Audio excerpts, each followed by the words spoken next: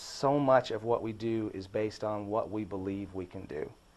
And that's why, and I'm going off on a tangent here, that's why I do worry sometimes that when we fret and wring our hands about the state of our nation or the economy, that sometimes it becomes a self-fulfilling prophecy, especially in the case of the economy. If we keep saying there's going to be a second recession and everybody should save their money, well, we're doing it. We're creating the recession by saying those things. And don't invest, don't spend right now. That's going to do exactly what we fear. Sometimes we feed our fears, and that's on a macro level, but I think it happens microcosmically too. I think that sometimes we think, oh, I can't do this, or this bad thing's going to happen, and we start feeding that fear so that it does actually come to pass. And bad things are going to happen, whether we think them or not. I'm not saying that, but I do think that if we can believe that we can succeed and accomplish great things, that we are much more likely to do so. Why did you leave broadcasting in favor of what you're doing now? Well, a lot of it came down to economics. It was a bad time for our station, for all stations here in Southern Nevada. It was, as far as revenue was concerned, and I was paid well, and they gave me the opportunity to make less money, and I said, well, you know what? I think I'll branch out and do something that I thought about doing for a long time, and so I'm grateful for that circumstance, because had they offered the same salary, I probably would have stuck around, because it was certainly a great job, loved it, and it would have been the safer move. But because of the economics of it, they weren't able to pay me the same salary, so it gave me the opportunity to think, you know what, I could branch out, I could do something on my own, and I could really give this entrepreneur thing a shot. And it's been a year and a half now, and so far so good. You're doing well. Yeah, we've been lucky. Tell us about what you're doing. Well, we started off almost exclusively in public relations, and I started off by myself, and now we're a party of 5. But we're growing, and what our mission is to build businesses through effective communication. And we do that by taking a business or an individual and making sure that their story is told effectively, be it on television, over the internet, on the radio, in the newspaper.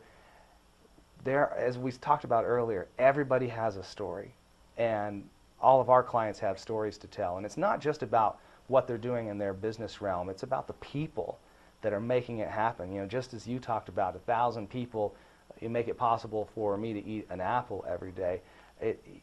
There are stories, there are 1,000 stories to be told just right there. And that's what's fun, because we've all been, in my business, we've all been on the side of journalism. So we know what good storytelling is, and we know what stories impact people and will make a difference. And because of that, we can take our clients and we can say, you know, it's not going to do you any good just to say you have the best widget A. Nobody's going to pick up on that. The newspaper's not going to do a great story because you have the best widget A most of the time. But if you tell the story about how you have an employee who was on Skid Row, who was on his last leg, who, because your business was creating widget A, was able to get a job and now is thriving, that's something. Now we have something fascinating to talk about. Because of widget A, this guy is doing X, and he is doing it well, and he is thriving.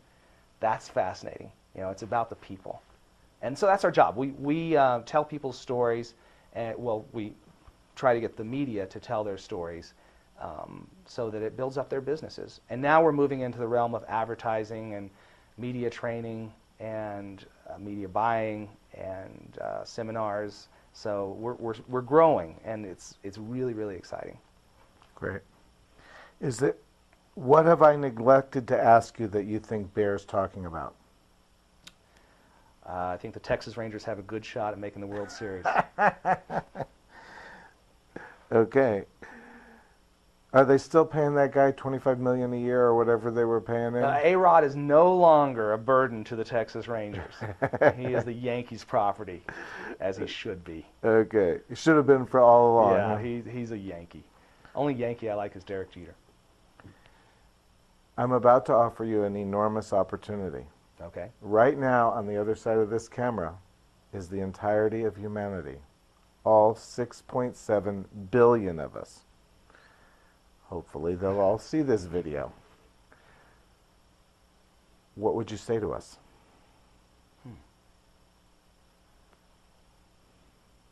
I'd say stop the negativity, and realize that we're all God's children, and we all have a divine pedigree and potential greatness. And when we limit the negativity, I truly believe this, when we limit the negativity, great things will happen. When we start to believe good things are going to happen and start to move in that direction, that too can be a self-fulfilling prophecy. And I think when we do that, when we start to recognize that we all are God's children and have potential greatness, that we start to treat each other, we'll treat each other differently, and we'll treat our circumstances differently. If I could give you only one superpower, which one would you select? All right.